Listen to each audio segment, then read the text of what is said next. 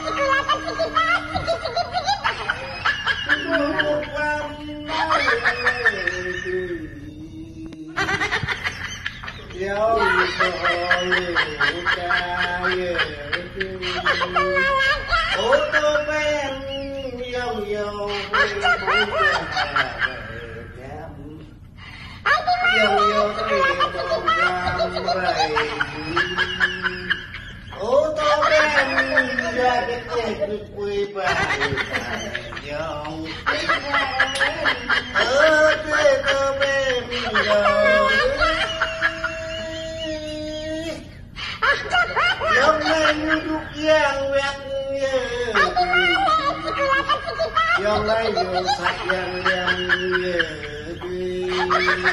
Oto pem yang lain tampo blah yang lain lupa yang lain yang lihat ini Oto pem boro itu Oto pem yang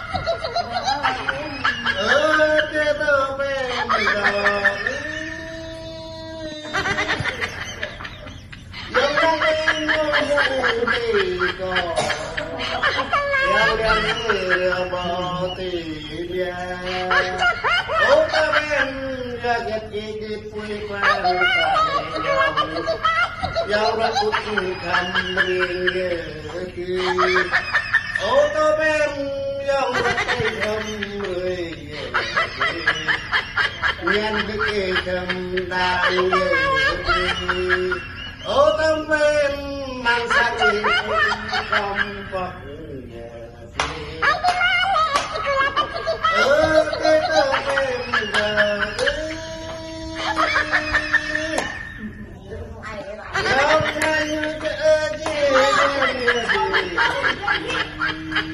yang lain